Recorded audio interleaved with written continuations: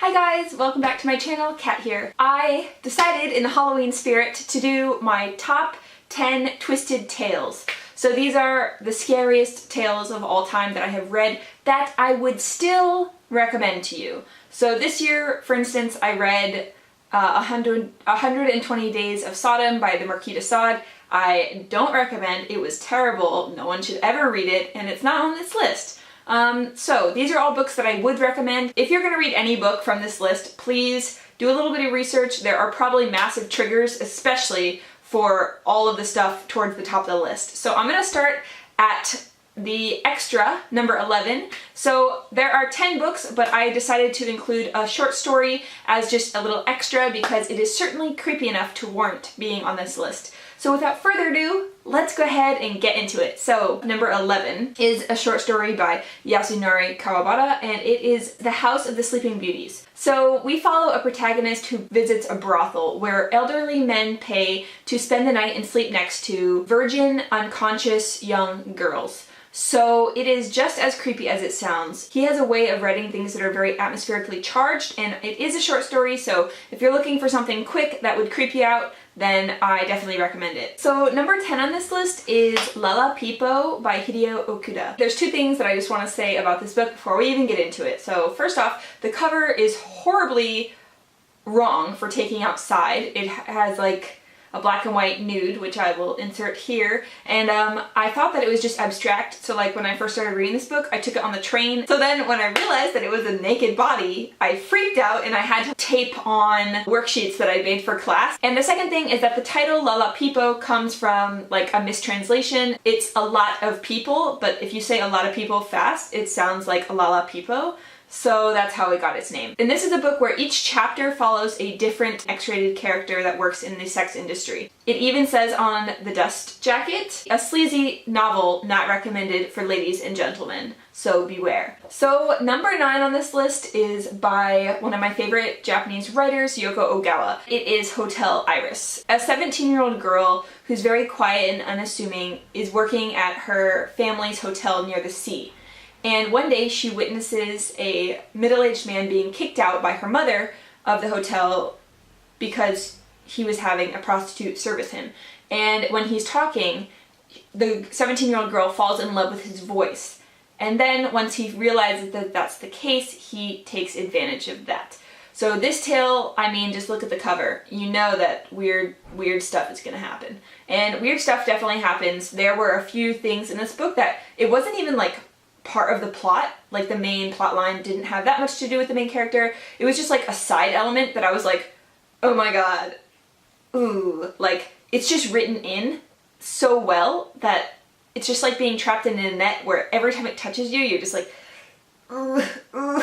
Everything is just gross and creepy, and it just feels like the walls are like closing in on the story as things like everything is not what it seems, and this is another one where the atmospheric tension really gets to you. So if you're looking for something freaky and it's also pretty short, then I would definitely check this out. Especially if you haven't read many female Japanese writers, Yoko Ogawa is someone definitely to look out for. So number 8 on this list is As Meatloaf Salt by McCann. The story follows Jacob, and in the beginning he commits a terrible, terrible crime, and then he is on the run and he's pulled into the English Revolution. And he meets another young man and he starts to develop a friendship and a relationship with him, and then things just go so dark and so sinister, and I think one of the reasons why it is so twisted is because you're not sure who's using whom and who is really the villain. This book basically is like You or any book where you would be in the villain's mindset, and basically the writer has the job of trying to convince you to get in the mindset of the villain. And if you thought you did it well, As Meatloaf Salt did it so well that by the end, I remember having a discussion with my friend and I was like, well, Jacob only did that because blah blah blah blah. She's like, you are justifying a murder. And I'm like, like kind of. It's so scary because I found myself aligning myself with Jacob, even though he is absolutely a terrible human being. And so this book really, really puts you in the mind of a terrible, terrible person. And for that, it definitely deserves to be on this list. So book number 7 on my list is Tenderness by Robert Cormier. Tenderness I read at an age where I shouldn't have been reading it, so I haven't actually reread it. So I'm not sure how scary it actually is and how scary I thought it was, just because it was a really inappropriate time for me to read that book. But upon refreshing myself with the story, I think it definitely deserves to be on this list. So we follow 18-year-old Eric Poole, who has just been released from juvie after murdering his parents. And he is after a form of tenderness that he finds in killing young girls. We also follow a 15-year-old young female runaway who falls in love with the gap between Eric's teeth when she sees him on TV. And then their paths are verging together upon collision. And I just remember the ending to this book was one of the most jarring endings I had read up to that point. And I also remember it being a great psychological thriller. Number 6 on this list is Out by Natsuo Kirino. You follow a group of women who work as bento box makers, like they put the ingredients in a bento box. On the night shift, one of the women strangles her husband. The rest of the women try to cover it up and keep it a secret and dismember the body and get rid of the parts and clean the blood. And all of this, like, the murder happens in the first chapter and it's on the back of the book, like, you know that it happens, and then it is the tale of how strong and how weak women can be and how they can be villains and how they can be good and bad. The reason why it's going on this list specifically is it is the best Japanese thriller I have read, and it is also the best Japanese crime book I have read. And it is extremely gory.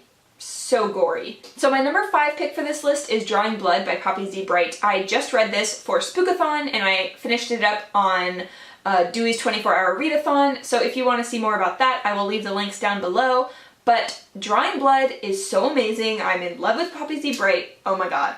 Poppy Z. Brite has a way of writing that is so gothic and so creepy that you feel like you're slowly being asphyxiated / suffocated by just how many creepy elements are in the book and how, like, emotions and art and violence and beauty all tie together. So Drawing Blood follows 2 boys. So the first boy is Trevor, and in his childhood his illustrator father murdered the rest of his family and left Trevor. And Trevor's going back to his hometown, into the house where all the murders happened, and is trying to find some answers. So the other character we follow is Zach, who is a New Orleans-born computer hacker who's just looking for the next thrill.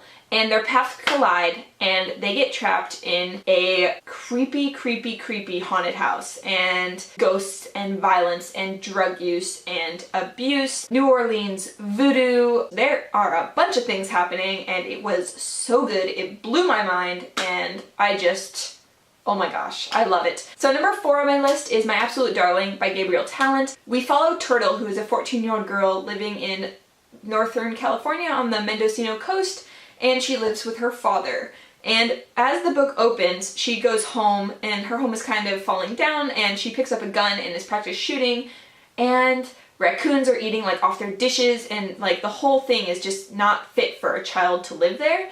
And then very dark things happen from there. It is a tale of survival and struggle and the love and the hate between a father and a daughter. I did a full spoilery review because I really felt that it warranted it, and I couldn't talk about all the things I wanted to without saying some spoilery bits. So if you're interested in the book, or you just want to see what I thought of it and you have also read it, then please check that out down below. So number 3 on this is Under the Skin by Michel Faber. It follows Isserly, who is a woman who drives through the Scottish Highlands, and she picks up hitchhikers and listens to their tales. And that's all I'm going to say about it, because if I say anything else, it will be a huge spoiler. I'm just going to say one other thing, that this book has one of my top 2 most disturbing scenes I have ever read in a book that I would still recommend to others. My number 2 pick for this list is The Dumb House by John Burnside. In this story, we follow the main character as he decides to do an experiment and see how language forms. He decides to experiment on his own children.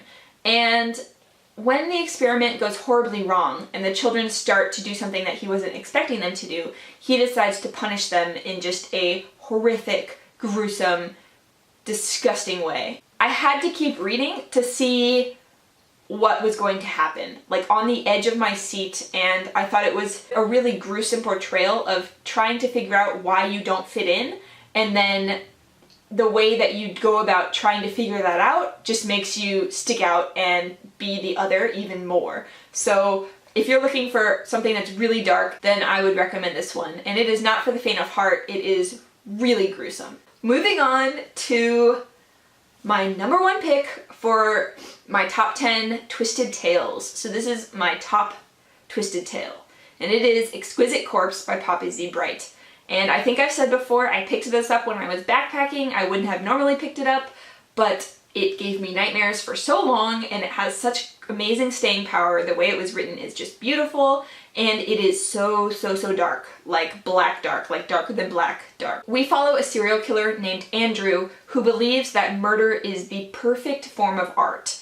And we also follow Jay, who is a playboy of really sick perversions. And when they meet, they decide to perfect their art form by using their perfect subject, an exquisitely beautiful young Vietnamese American runaway named Tran. This book is at first set in London's Piccadilly Circus and then in New Orleans, and it is very dark. I think I've already said that. I said dark like a million times, but I'm just gonna reiterate this for everyone that thinks like, oh, I should be able to handle it. If you cannot handle extreme violence and extreme, like, gore perversions, then I would really recommend you not to read this. But if you can, then I would recommend it because it just blew my mind, and I always think about it. Some of the scenes just blew me away. Poppy Z. Brite is a master.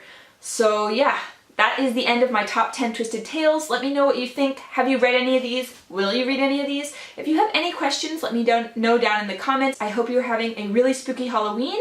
And without further ado, I'm gonna say bye. See you! Bye!